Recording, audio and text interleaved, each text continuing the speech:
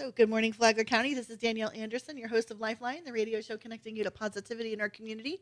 And I just want to thank all of our listeners. Last week, we had an amazing show with Suzanne Johnson and Kathy Brown, and we've gotten so many compliments about that show. So, thank you for listening. Thank you for letting us know that you really enjoyed it, and we hope you enjoyed today's show, which we are talking to the Guardian Ad Litem office, not program. And we've got some great ladies here who are advocates for the children in our community and really kind of across the Seventh Circuit. So, Sarah, thanks for rounding up everybody and bringing them in. My pleasure, Danny. All right. So, if you want to go ahead and introduce yourselves and tell everybody who you are and a little bit about how you're involved with the program. Absolutely. I'm Sarah Kerrigan, volunteer recruiter for the Seventh Circuit of the Florida Guardian Ad Litem office, and that's representing children in Volusia, Flagler, Putnam, and St. Johns counties. I've been with the office 10 years as a volunteer, and I'm on my 7th year as a volunteer recruiter. And I'm Dorothy Curry. I'm a Guardian Ad Litem volunteer. I've been a volunteer for 18 years, and I've mainly been in Flagler, but lately I do hold some cases in DeLand and Putnam. I'm Morgan Gruce, and I am a child welfare professional with the Guardian Ad Litem office here in Circuit 7. I have cases here in Flagler County, which is where I am mainly at, as well as Putnam County.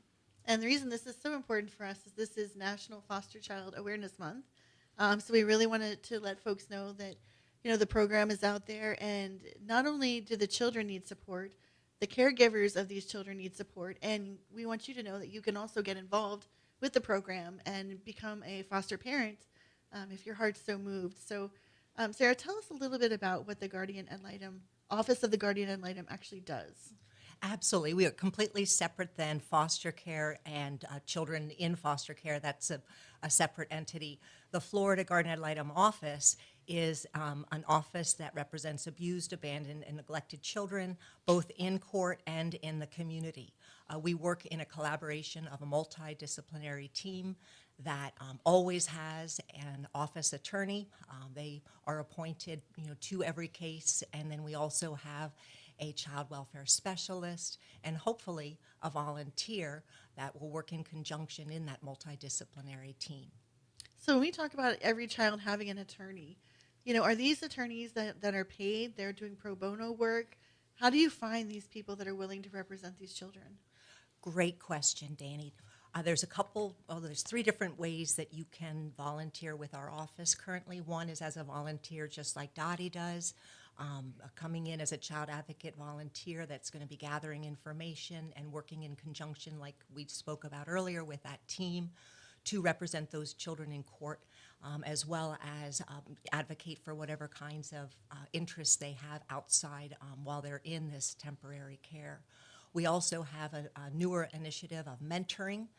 It's a whole new partnership that we have with First Lady Casey DeSantis, and it's a fabulous opportunity to make a lifelong impact on a youth that is transitioning into becoming an adult. And the third option we have is as a pro bono attorney. These are Florida attorneys that are active, that can come and work in conjunction with that advocacy team, either as an attorney, working as a pro bono attorney. They can work in that mentoring opportunity, as well as just joining the team as a child advocate volunteer. I think that's incredible. People are willing to step up and do those things. And those people are like Dottie, right? So, Dottie, how did you get involved with the program? Because it's been almost, 2 decades for you? Quite a while. I had retired back in 2005, and I was very bored. And I looked into all different volunteer opportunities, and the Guardian Ad Litem program was giving presentations out to different groups, and I was at one of them, and I was very interested in what they do, and I signed up. I was probably one of the first few volunteers for Flagler. Wow. The office had just opened in Flagler when I joined, so we've come a long way. We have the Flagler office. We didn't have the Flagler office when I started. It was one other person, and that ran the little room, and but we've grown a lot. So, I mean, what was it about the program itself that was attractive to you, or really called to your heart? Probably the children first, and I didn't realize until I really got involved the depth of what was going on in other people's lives. We're like in almost like a bubble. We're in like a different world. What goes on, what we see and live every day with the children that we represent. I was also I was always interested in the law, so that helped out also, but mainly the children. And as time went on, I didn't realize the real depth of what goes on out there that we're not aware of. So we've come a long way. So was it like maybe 2007, 2008 that you really jumped in? 2007 Was was it? when I started, yes. And that's right when we were kind of in the middle of the Great Recession. We were in the pill mill epidemic. Just everything seemed like it was crashing down at one time, Right, and families were really falling apart. right, right. So, is there any case that ever stood out for you as just one that was just so impactful, or really just opened your eyes?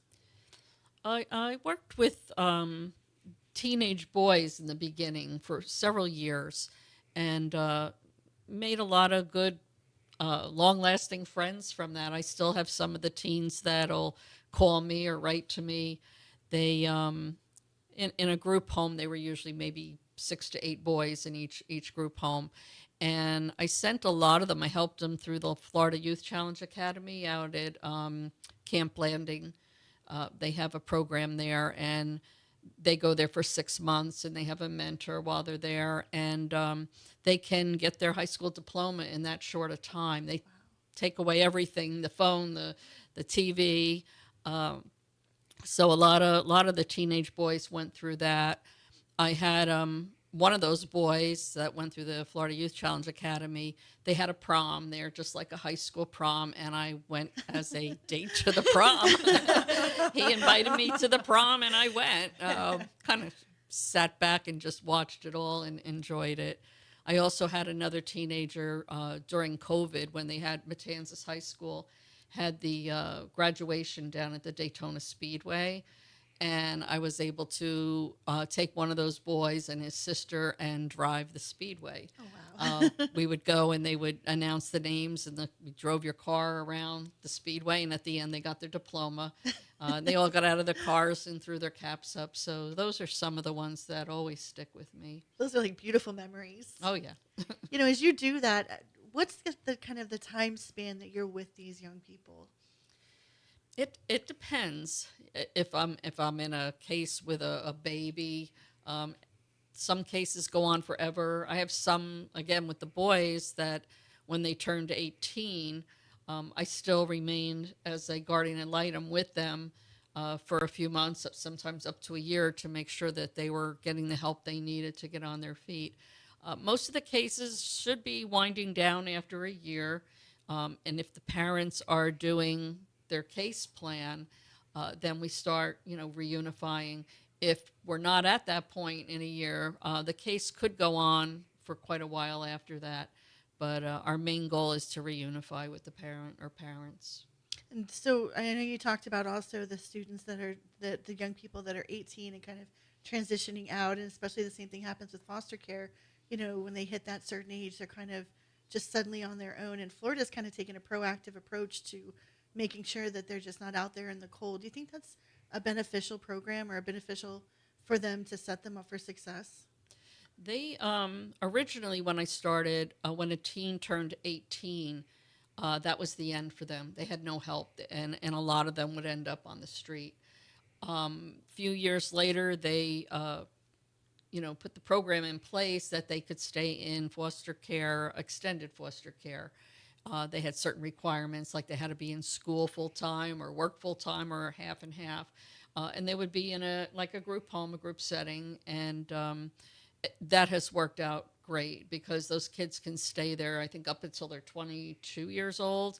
If they have any type of disabilities, they could stay even longer. So that has worked out really well for them. A lot of them, they turn 18 and they're like, I'm out of here. I don't want to deal with this anymore. And we usually get a call, a couple months later, hey, I want to go back into extended foster care. It's amazing that they know and trust enough that you're there for them, that they can call you when those times happen. Yes, definitely. So, Maureen, how did you get into this program itself? Oh, well, of course, it started with my mother. Who's your mother, by the way? Miss Did we introduce Dorothy. her? Sure. So my mom has been a guardian ad litem volunteer for quite a few years now. I was in college, and I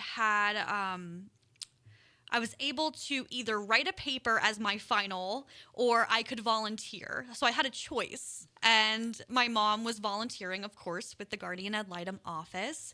And she said, well, why not join our team? And that is how that all started. She was my certification coach for my first case or two. She helped me write judicial reviews to the court, all of the reports. So she kind of coached me through the years.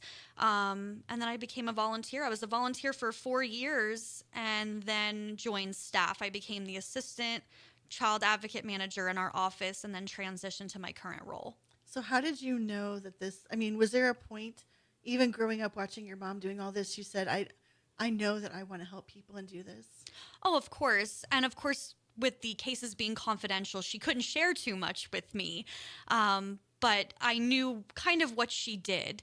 And I would see kids in school, because some of them were my age, and they would say, your mom is my guardian ad litem. And she helped me so much. And so that's where I really started hearing about the differences that she was making in our community. That is just so amazing. Thank you. Most people are like, oh, don't tell your parents about me. And you're like, your mom's amazing. Yes. So are these typical stories that they're telling? And do you have other parents or like mother-daughter duos that do this kind of thing?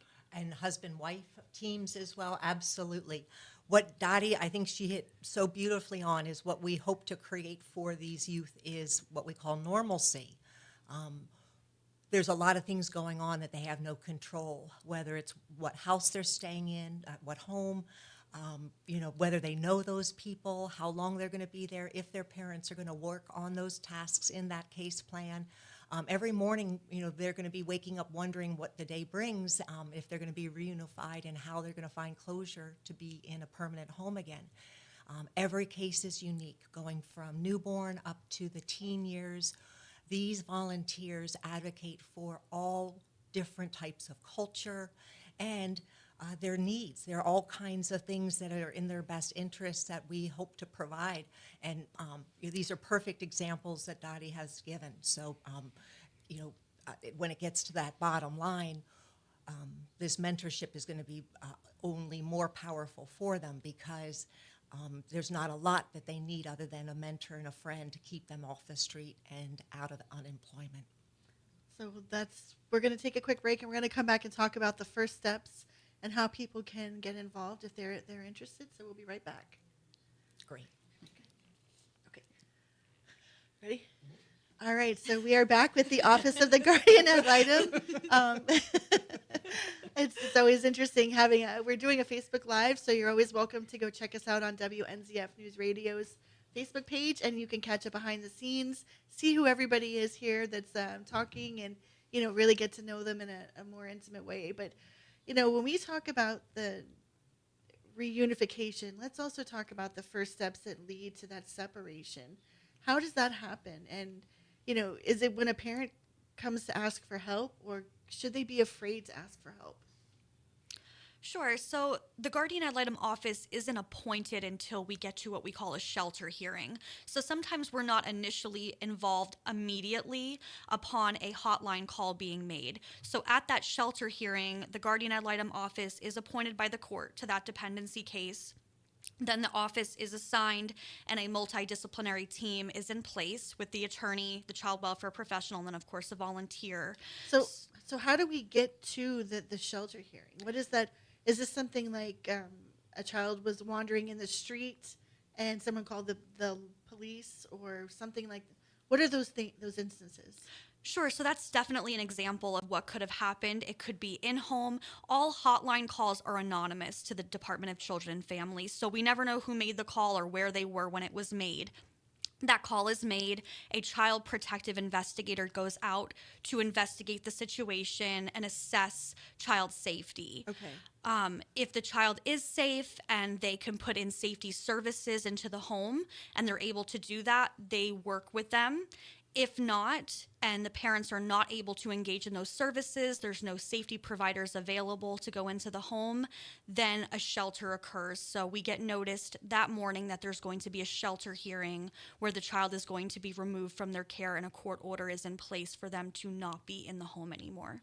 And how long does that something like that? Is it like 30 days of a probationary experience, or is it just a longer? They plan for a longer stay with somewhere else. It can occur all different kinds of ways. If they try to engage the parents immediately and immediately they are not open to those services, then we have a shelter pretty quickly. If we have parents that are incarcerated and they're going to be in there for a lengthy amount of time, that is all assessed before a shelter hearing is scheduled. And then your role is to... So then we come in as the guardian ad litem office, and we're appointed by the court, and a multidisciplinary team is assigned to the case.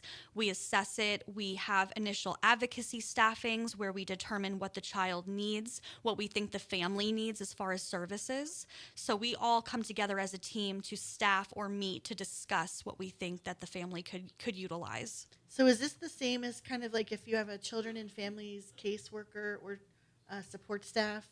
Is that the same, or is that something separate? So we have case management as well that we work with in the community, but they are a separate entity than guardian ad litem. And then what is your role as far as the child itself? So we're there to represent the child using a best interest standard and just determining what they need, as opposed to working the whole case, making referrals.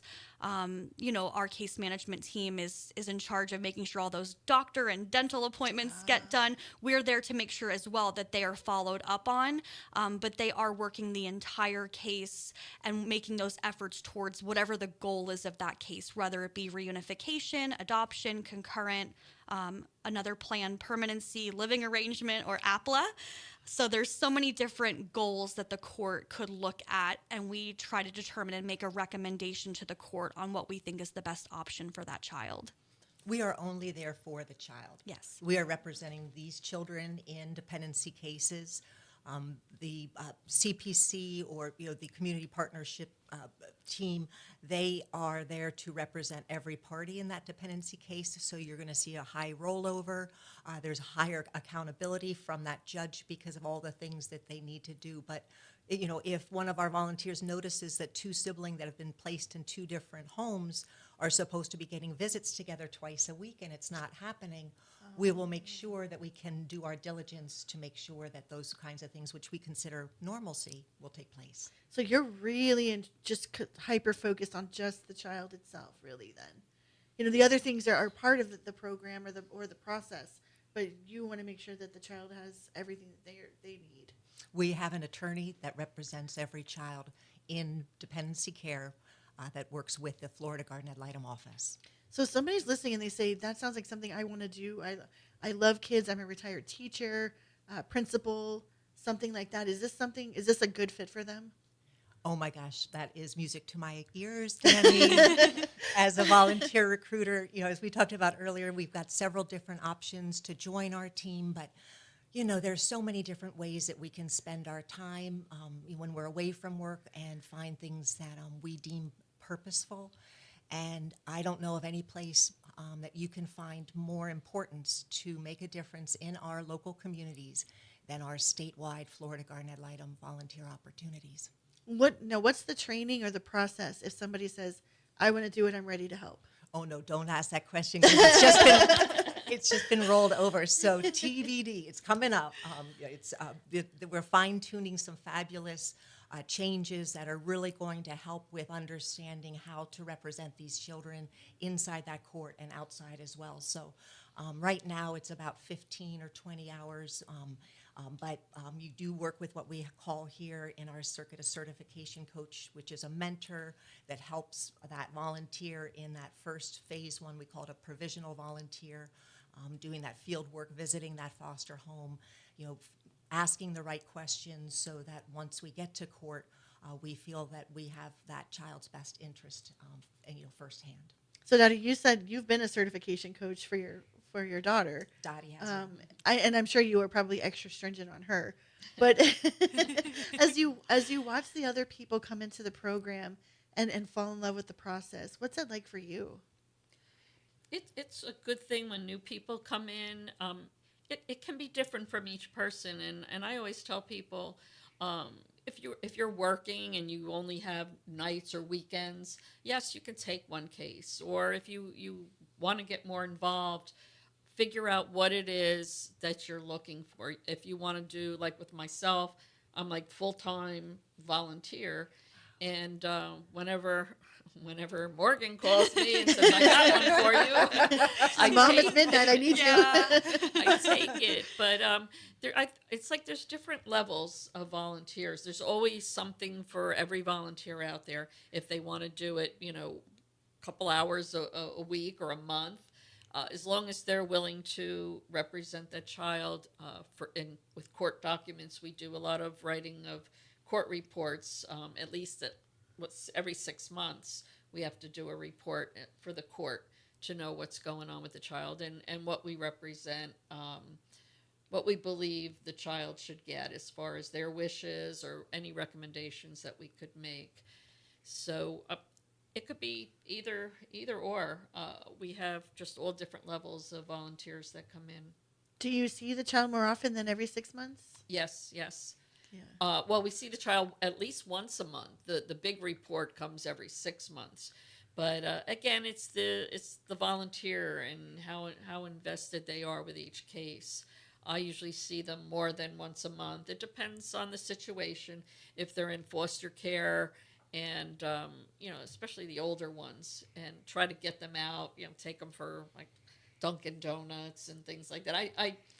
I did take a team to Dunkin' Donuts one time, and my bad. We got to the counter, and I asked him what he wanted, and he looked around, and he said, "I don't know. I've never been here before." And without thinking, I was like, "You've never been to Dunkin' Donuts before?" And he had never been there. So it's things like that, little things that you can do. Obviously, more with the older teens, babies that are out there. It's more visits at the home, whether it's foster home, relative care, or even in daycare. We go into schools. If we want, it's up to us if we want to go to visit any parent that's incarcerated, just to get their thoughts on the whole case. Sounds like you really care about the kids you're taking care of. Oh, definitely. There's, what do we say? Every face has a case, or every Behind case has every a face. case has a face. Every case. So you read that document. Usually, when a new case opens, whether it's Morgan or someone else in the office would send the case over to you, the shelter order, and let us know what the case involves, and is that something we would want to do or take on, especially if it's a more serious case or a lighter case. Are there any cases that you ever have to decline? Or does every kid get it? Every kid is entitled to a guardian ad litem. Every kid is assigned a guardian ad litem volunteer. Actually, I think right now, currently, all of our Flagler County cases have a guardian ad litem volunteer. Wow. Some of them have two, because we've just been so lucky to have teams. Our guardian ad litem volunteers have met each other. There's been friendships that have come out of this. We are like a big family, specifically in Flagler, because I know I'm here. And they just really want to work together on a case, and we have no problem with that at all. But all of our kiddos have a guardian ad litem volunteer right now. Some cases are more difficult than others. If we have a case that involves specifically physical abuse or sexual abuse, we have that volunteer go through training for that specific need so that they understand what to look for before we provide them with any kind of case information. So is there anything that we as the general public can do besides volunteering, like, donating gift cards or, pajama drives or books, anything that we can do or give. All of the above. Talk about us.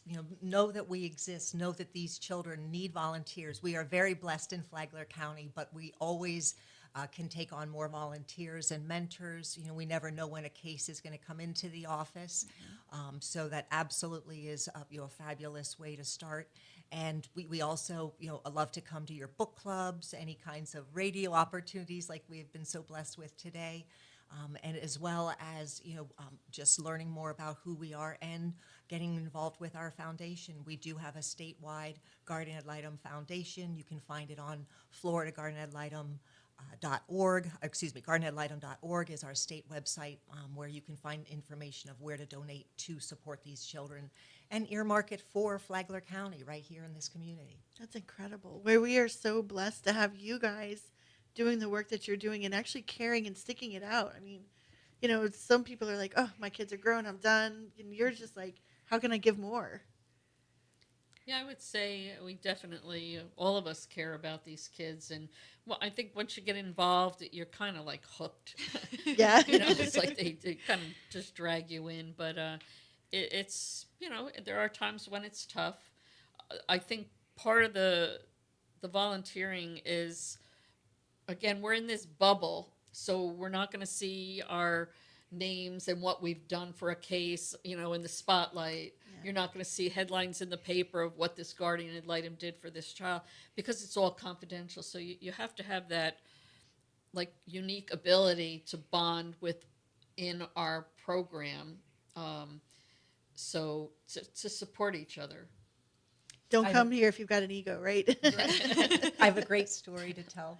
One of our staff, I had gone out to dinner with him, and he had a friend that had joined us, and the friend came over to me and said, "You work for the Guardian Ad Litem?" And I said, "Yes." He said, "Come here, give me a hug."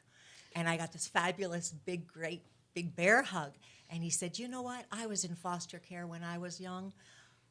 It was my Guardian Ad Litem volunteer that told the court that I wanted to stay with my brother another year until he aged out of foster care and became 18 years old as well. So I got to stay one extra year in that home with my brother, and we were able to move out together." Wow.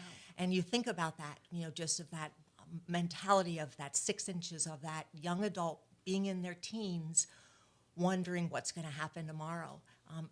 There's no place, as I said, that you can find more purpose than in our office. So what's the website if people want to get involved? Sure, it's guardianadlitem.org, or you can call 386-239-7803. All right. Well, I want to thank you all for coming in, and definitely whatever we can do, especially with the holidays coming up, let us know, because it's important that we support each other, especially the work that you all are doing. Thank you for having us, Danny. Yes, Girl, we got thank you. you. So we do want to thank WNZF News Radio, Flagler News Weekly, the Vigilante Philanthropists, Massage by Natalie and Company, highly recommended, and also our Benjamin Moore Paint Store right here in Palm Coast for sponsoring our show. And if you need more information, it's at guardianadlitem.org or calling 386-239-7803. All right, we'll catch you guys next weekend. Thanks.